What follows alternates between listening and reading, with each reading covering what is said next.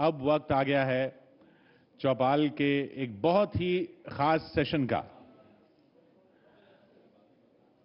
बहुत ही खास इसलिए क्योंकि अब तक जिन जिन खास लोगों से हम मिल चुके हैं वो जिस जगत के थे उस जगत को तो हम रोज देखते हैं, और जिस जगत को हम रोज एंजॉय करते हैं उसमें सबसे खास सितारा जो अब बनकर निकल रहा है वो हमारे साथ हैं इस साल के सुपरस्टार आयुष्मान खुराना।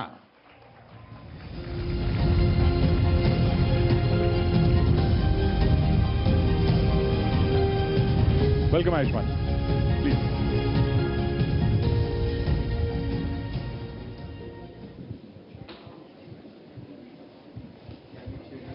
हमने सुना है कि न्यूज चैनल्स का बड़ा मजाक उड़ाते हैं आप। ये आपको क्यों लगता है ऐसा कि मैं न्यूज चैनल्स का मजाक उड़ाता हूँ? सुना है, देखा भी है। नहीं, ऐसा कभी नहीं हुआ है, न्यूज चैनल्स का कोई मजाक नहीं उड़ाया मैंने। अच्छा, मैं स्टैंडर्ड वाला सवाल पूछता हूं न्यूज चैनल का, कैसा लग रहा है? अच्छा लग रहा है, रात को नींद कम आई है इसलिए थोड़ा सा, मतलब अभी मैं अभी खाना खा के आया हूँ, सो इट्स नाइस, काफी अच्छा लग रहा है। सेक्टर 2 पंचकुला से साल का सुपरस्टार, और साल का अब युग का सुपरस्टार भी हो सकता है जैसे आप जा रहे हैं। वो कहना पता नहीं, अब ये आपकी भविष्यवाणी हो सकती है, मैं कुछ नहीं बोल रहा इस बारे में। भविष्यवाणी तो आपके परिवार में होती है। वो हाँ, मेरे पापा एस्ट्रोलॉजर हैं, वो कर सकते हैं, लेकिन मुझे ऐसा लगता है कि मैं बहुत ही प्रैक्टिकल आदमी हूँ। और एवरी फ्राइडे, हर शुक्रवार आपकी किस्मत बदलती है, ऐसे एक सिनेमा वर्ल्ड से मैं आता हूँ। तो आई गेस मैं कोशिश यही रहती है मेरी, कुछ ना कुछ नया चूज करता रहूँ और लोगों को कुछ आउट ऑफ द बॉक्स नजर आता रहे, कुछ नॉवल यूनिक सिनेमा मैं देता रहूँ, यही एक मेरा प्रयत्न रहता है। हमने पंचकुला की बात की तो, लेकिन वो पंचकुला तो रियल लाइफ में, फिर फिल्मों में आप कभी बरेली, इलाहाबाद, कानपुर, लखनऊ, दिल्ली, ये आपको फॉरेन लोकेशन नहीं मिलती क्या? वही प्रॉब्लम है, ये मेरी कंप्लेन रही है कि मेरी कोई भी फिल्में हरिद्वार के आगे जाती नहीं है। मेरे सारे कंटेम्प्रेरीज जो हैं वो लंदन बाहर शूट करते हैं, यूएस में जाते हैं, पर मेरी फिल्में मुझे लगता है उत्तर प्रदेश, उत्तर भारत, या फिर पूना गए थे हम अंधाधुन के लिए, और अंधाधुन की शूटिंग क्लाइमैक्स जो पोलैंड में हुआ था 2 दिन के लिए, मैं बहुत खुश हो गया था। मैंने चलो बाहर जाने का मौका तो मिला शूट के सिलसिले में, कम से कम छुट्टी के लिए तो जाते रहते हैं। पर मुझे ऐसा लगता है कि जितनी आप देश की जनता के करीब रहते हैं, उनकी कहानियाँ उनको उनकी ज़िंदगी करीब होती हैं, तो उतनी छू जाती हैं थ्रू सिनेमा। तो I think it works I guess, क्योंकि स्मॉल टाउन की कहानियाँ या मिडिल क्लास मध्यम वर्ग की कहानियाँ जो हैं वो एक तरीके से टच करती हैं लोगों को। पोलैंड में जब आप गए तो भीड़ आई ऑटोग्राफ लेने, वहां पहचानने लगे लोग? नहीं, तब अंधाधुन की रिलीज के पहले की बात कर रहा हूँ मैं। तो पोलैंड में वहाँ पे इंडियंस कम थे, तो हाँ 5-10 लोग मिले थे बस इंडियंस, लेकिन उसके अलावा अंधाधुन रिलीज होने के बाद ग्लोबली काफ़ी उसको आई थिंक बहुत फेमस हुई वो फिल्म, काफ़ी चली, अराउंड 300 से ज़्यादा करोड़ उन्होंने कमाए अंधाधुन फिल्म ने। चाइना में काफ़ी चली, तो उसके बाद मैं जब बाहर गया था तब ज़्यादा लोग इंडियंस ही नहीं बाहर के लोग भी मिलते थे। तो इसीलिए आपने वो डंडे से डब्बा मार दिया था लास्ट में? हाँ, वो श्री राम सर का आइडिया था कि एंड में आप उसको किक कर दीजिए, ताकि लोग जब भी सिनेमा से बाहर जाएं कुछ बातचीत होती रहनी चाहिए कि क्या, एक ओपन एंडेड फिल्म थी वो हमारी। हाँ, तो वो आपने जब स्क्रिप्ट पढ़ी होगी तो आपके मन में ख्याल नहीं आया अब इसके बाद क्या होगा? मुझे लगा सीक्वल होगा, लेकिन उनको लगता है कि जितनी भी हम वो अंधेपन से लेकर क्वर्क्स कर सकते थे वो हम फिल्म में निचोड़ चुके हैं। तो आई डोंट थिंक उसका सीक्वल बनेगा। वो श्री राम राघवन की एक कहानी थी, एक सोच थी, and it was quite unique I think. ये हमको ऐसा लगता है कि आपकी ज्यादातर फिल्में जो हैं वो रियल लाइफ स्टोरीज से इंस्पायर्ड हैं, क्या ये सही है? रियल लाइफ स्टोरीज से इंस्पायर्ड है, ये सही है कुछ हद तक, क्योंकि मेरी पहली फिल्म विकी डोनर है। एक मैं शो करता था रोडीज, उसमें एक टास्क था स्पर्म डोनेशन का, तो मैं सच में स्पर्म डोनेट कर चुका हूँ इलाहाबाद में। तो, पर उस वक्त मुझे नहीं पता था कि इस पर फिल्म बनने वाली है। दैट टाइम आई वाज 20, और जब मैं 27 साल का था तब विकी डोनर रिलीज हुई थी। But it was quite a coincidence कि ऐसी, मतलब इस सब्जेक्ट पर जो जिस पे हमने एक टास्क किया था 8 साल पहले, उस पर फिल्म रिलीज हो गई। एक कोइंसिडेंस और था, एक तस्वीर दिखाते हैं आपको। और वो तस्वीर जो है उसने क्या बाला को इंस्पायर किया? देखिए कॉलेज के जमाने की तस्वीर है। बहुत ही बुरी तस्वीर है। यहीं से हुआ बाला था। ये क्या था? हमने एक कुमारास्वामी नाम का प्ले किया था और वी वर लाइक 10-12 बॉयज और हमें बोला गया था कि यार आप सबको मेकअप किया जाएगा गंजे का, लेकिन हम इतने इतने पैशनेट थे कि हमने कहा हम सब सर मुंडवा लेंगे। घर पे बहुत मार पड़ी थी। हेलमेट पहन के मैं घर में घुसा था।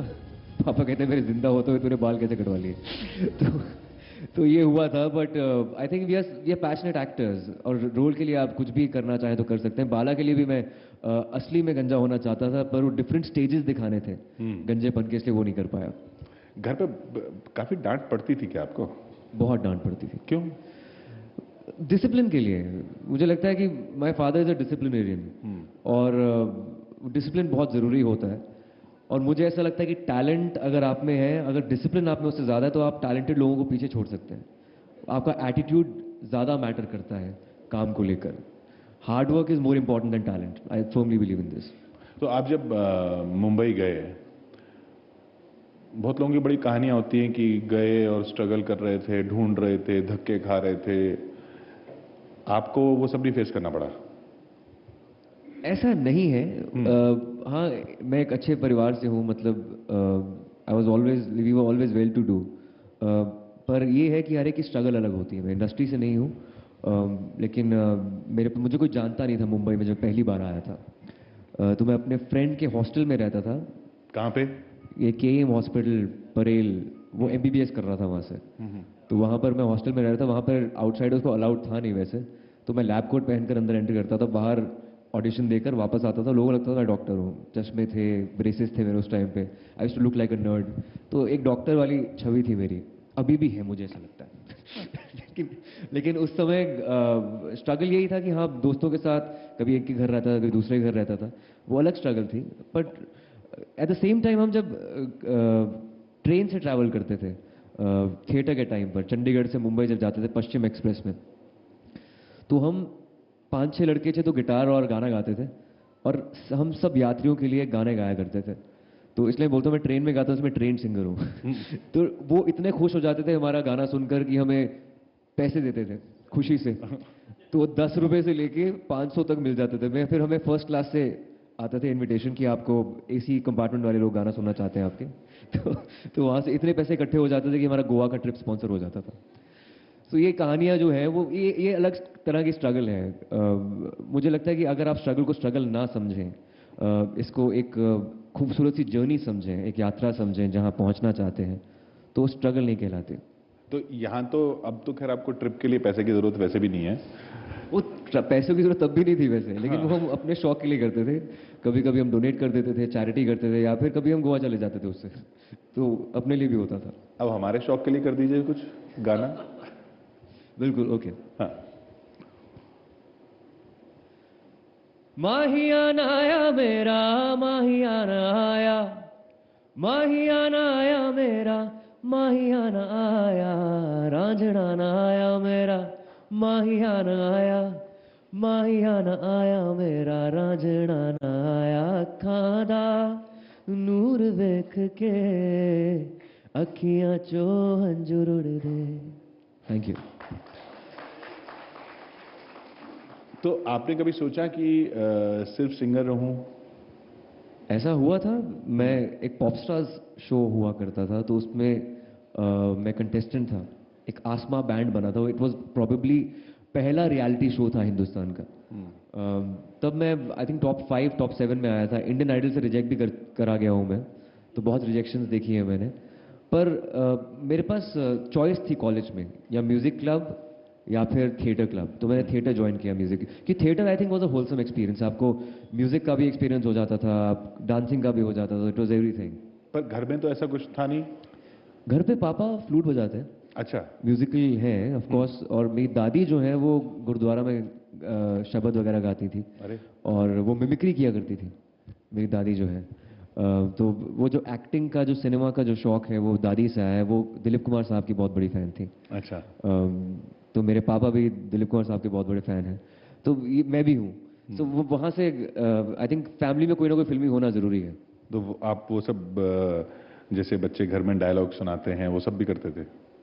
करता था, बिल्कुल करता था। कॉलेज तक मतलब मैं बोला जाता था मुझे किसी के बर्थडे पर ये करके दिखाओ, वो करके दिखाओ, मैं परेशान हो जाता था। किसी बर्थडे पे चलो बेटा डांस करके दिखाओ, हाँ। चलो ये आयुष अब गा के अब जल्दी बहुत अच्छा गाता है। मैं कहा, ठीक है मैं गाता हूँ, मैं गाना नहीं चाहता हूँ, मन नहीं कर रहा। जबरदस्ती करते थे मेरे साथ हाँ। मेरे पेरेंट्स, उनको लगता था बहुत मजा आ रहा है। तो वो एक जो होता है ना, मुझे कई बार तो क्लास के जो बच्चे हैं वो इसीलिए बुलाते थे अपने बर्थडे पे, चलो यार ये गा लेगा। दोस्त भी नहीं होते थे, जानते भी नहीं थे। मैं तुम्हें जानते भी नहीं यार, आ जा यार, मैं आई रियली लाइक यू। पता लगता था वो सबके सामने गा रहे हैं, डांस करवा रहे हैं, वो फ्री का एंटरटेनमेंट हो जाता था उनका। डायलॉग नहीं बुलवाते थे?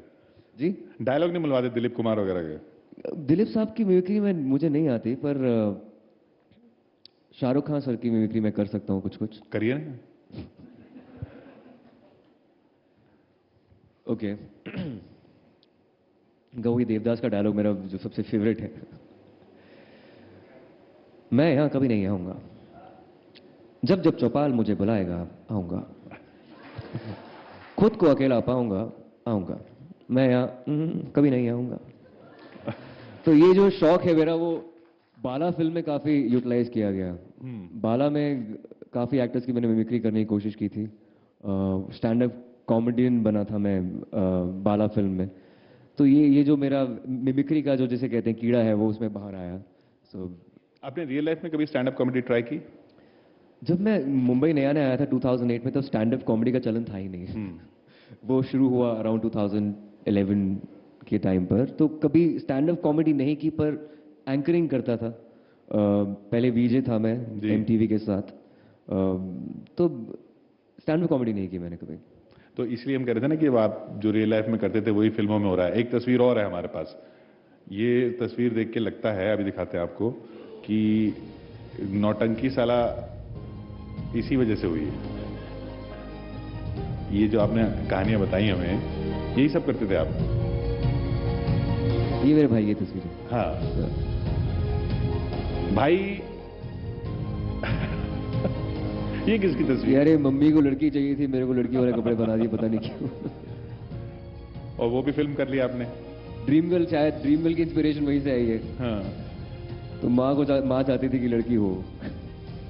तो ये अच्छा, ड्रीम गर्ल में आप वाकई में बोल रहे थे वो? जी, वो मेरी आवाज थी। कैसे? देखिए ऐसा कि मैंने 40-50 टेक दिए थे, तब जाकर वो आवाज एक परफेक्ट लड़की की आवाज निकली थी। रेडियो के टाइम पर प्रैंक्स किया करते थे। तो मैं कोशिश कर सकता हूँ एक लाइन बोलने की। हेलो, मैं पूजा बोल रही हूँ।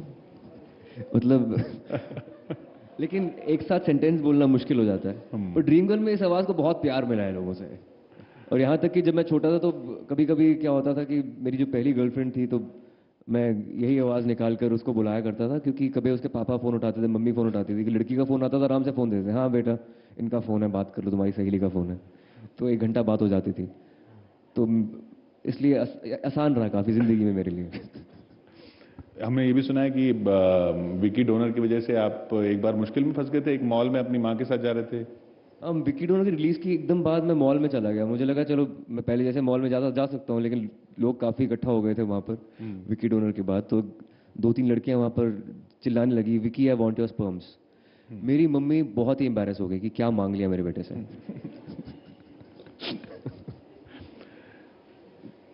ये भी सुना है कि आपके घर में एक पनिशमेंट रूम था, है? अभी भी है?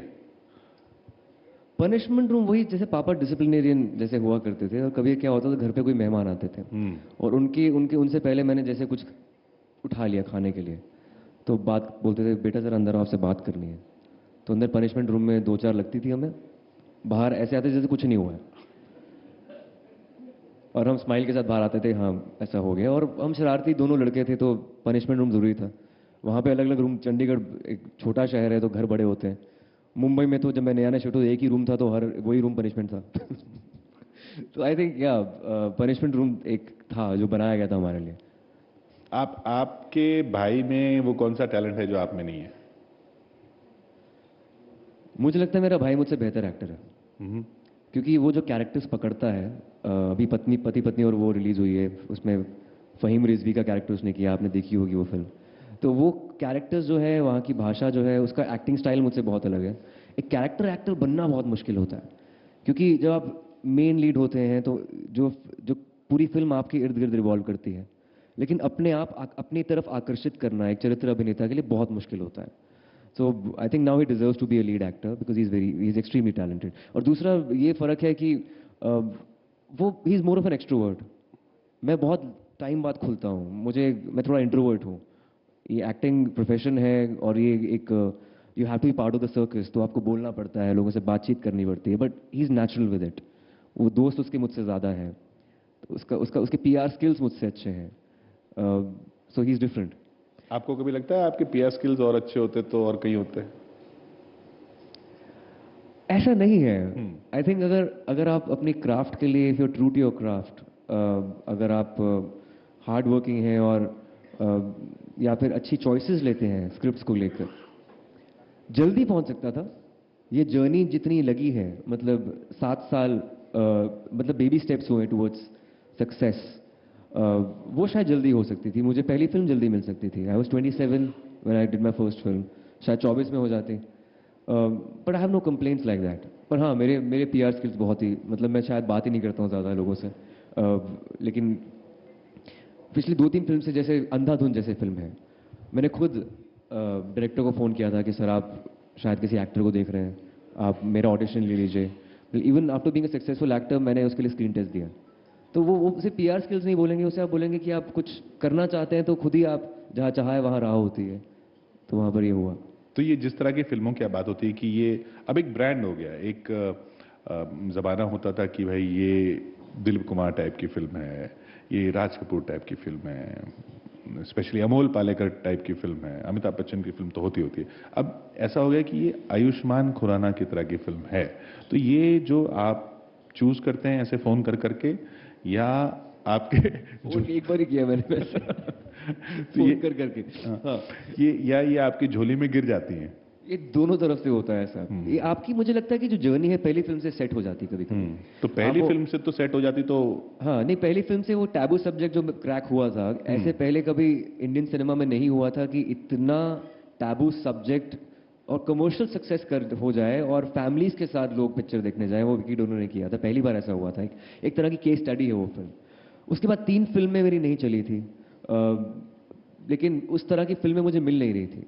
एक बेंचमार्क सेट किया था विकी डोनर ने, so no film, no script was surpassing that benchmark. फिर दम लगा के ऐश आई, वहाँ से फिर से गाड़ी आगे चलनी शुरू हुई। मुझे ऐसी फिल्में मिलती गई और कभी कभी मैं बहुत अप्रोचेबल हूँ एज एन एक्टर। मैं कभी ये नहीं सोचता कि अगर बड़ा डायरेक्टर है उसी से मिलना चाहिए या बड़ा स्क्रिप्ट राइटर है उसी से मिलना चाहिए। एक अच्छा आइडिया किसी के दिमाग में भी आ सकता है, हमारे ऑडियंस में बैठे किसी के दिमाग में आ सकता है। तो मेरा ये मानना है कि कोई रूल नहीं है इंडस्ट्री में। बड़े से बड़ा डायरेक्टर फ्लॉप फिल्म दे सकता है, एक नया डायरेक्टर सुपरहिट फिल्म दे सकता है। तो आप ह्यूमन पोटेंशियल को चैलेंज नहीं कर सकते। तो आप you just have to keep your eyes and ears open कि आप you should be open to new ideas and new people. आपके कंटेम्प्रेरीज में कौन आपको लगता है कि इसी तरह सोचता है और इसी तरह की फिल्में ले रहा है, या आपको देख के लगता हो कि ये फिल्म तो मुझे करनी चाहिए थी? मुझे लगता है as far as versatility of characters is concern, Ranveer Singh बहुत अलग तरह के रोल कर रहे हैं। मतलब गली बॉय का मुराद जैसे है, दिल धड़कने दो का अर्बन कैरेक्टर है, फिर बाजीराव मस्तानी है, उन्होंने खिलजी है, तो बहुत अलग कैरेक्टर्स किए हैं। So I think he is very brave with his choices of films also and choices of clothes also.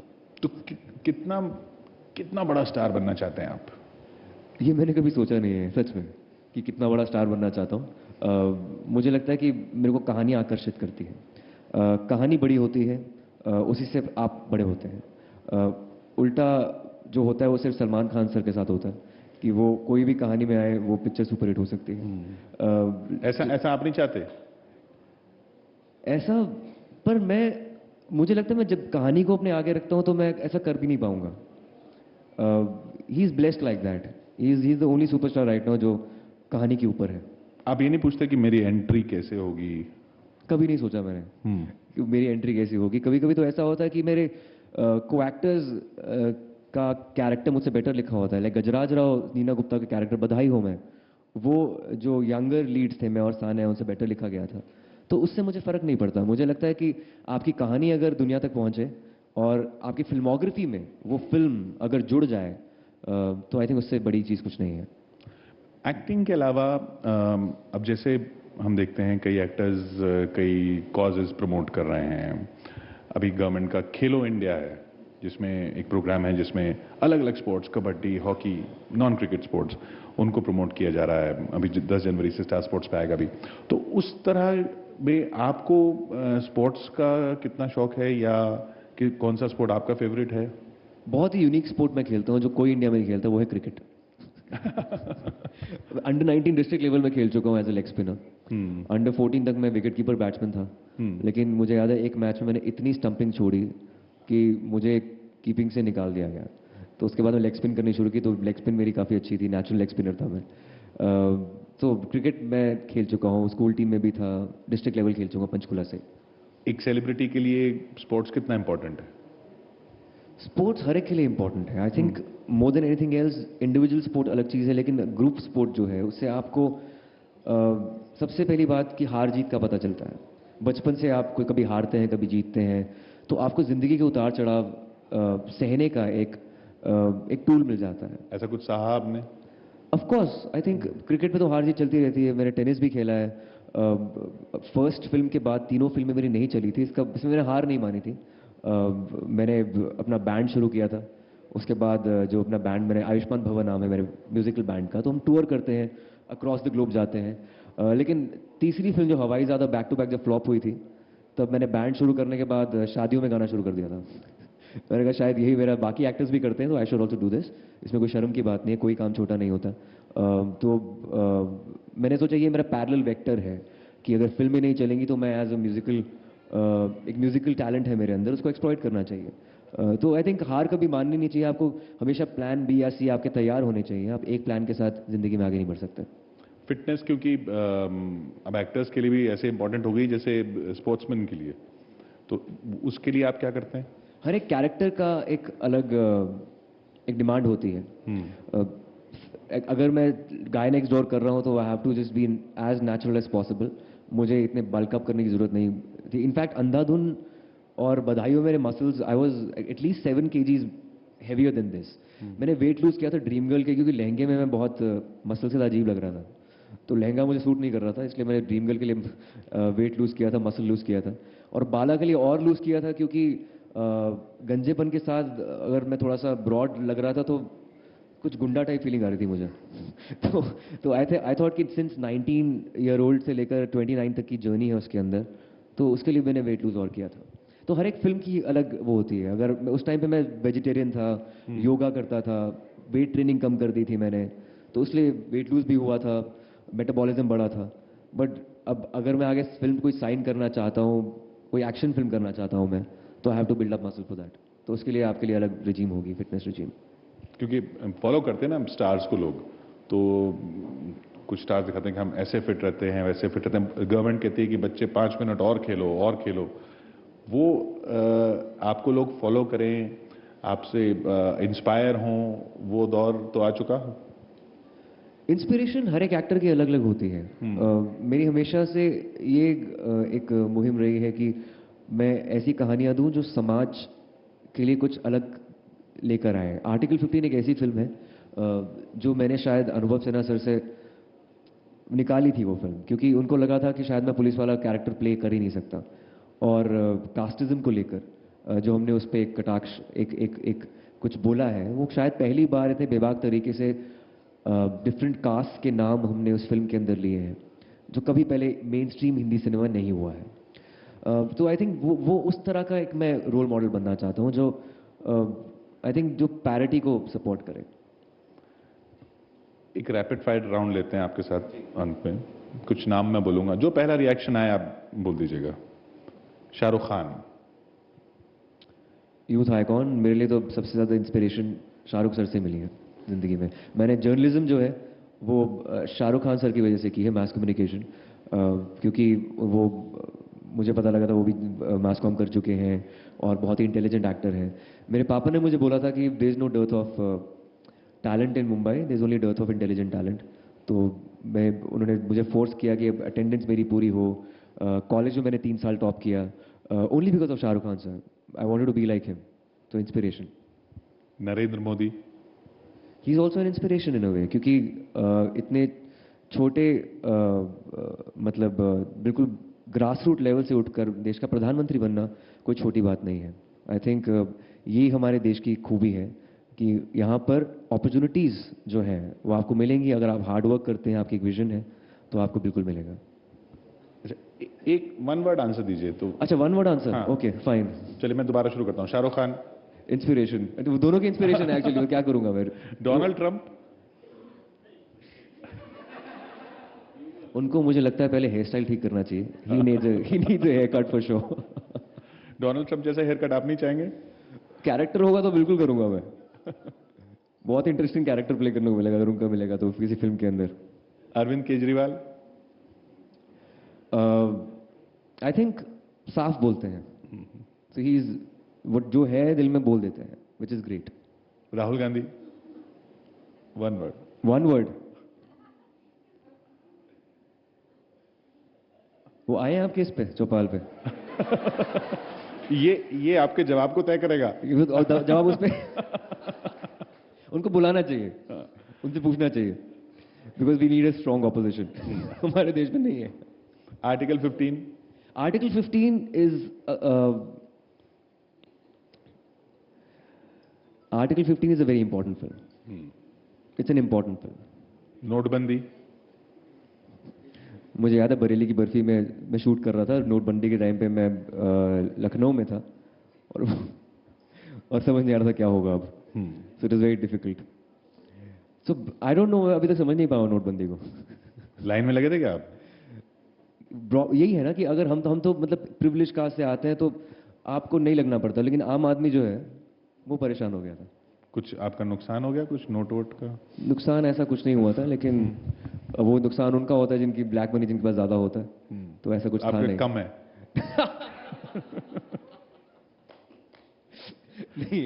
नहीं है ब्लैक मनी मेरे पास। तो गाना सुना दीजिए। थोड़ा पूरा सुनाइए ना, पूरा थोड़ा सुनाइए गाना। पूरा गाना? हाँ। मैं गिटार मंगवाऊं नहीं मंगवाऊं? अगर गिटार है तो गिटारिस्ट को भी बुला लीजिए फिर। नहीं, चलिए आप वैसे ही गा दीजिए। ओके, खड़े होके गाया जाए, बैठ के गाया जाए? आप जैसा कहिए। Okay. मैं खड़ा हो जाता हूं। जी। इसमें थोड़ा सा रिवर्ब देंगे तो बेटर होगा। रिवर्ब? मैं भी हूँ तू भी है, आमने सामने, दिल को बहका दिया इश्क के जाम ने, मुसलसल नजर बरसती रही, तरसते रहे भीगे बरसात में। हो एक मुलाकात में, बात ही बात में, उनका यूं मुस्कुराना गजब हो गया। कल तलक वो जो मेरे ख्यालों में थे, रूबरू उनका आना गजब हो गया। Thank you. बर्थडे पार्टीज याद आई आपको?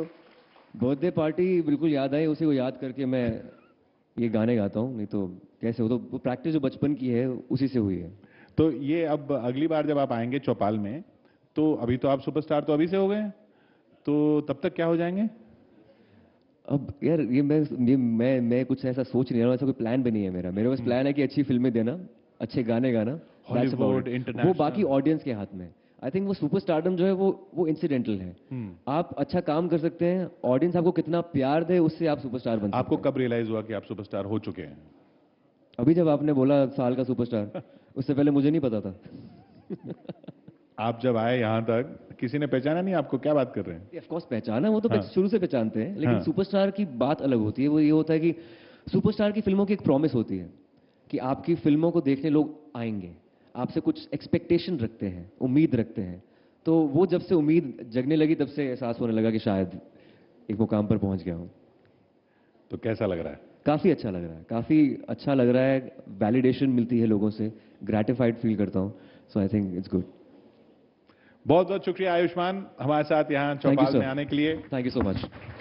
Thank you Kishore, thank you Ayushman.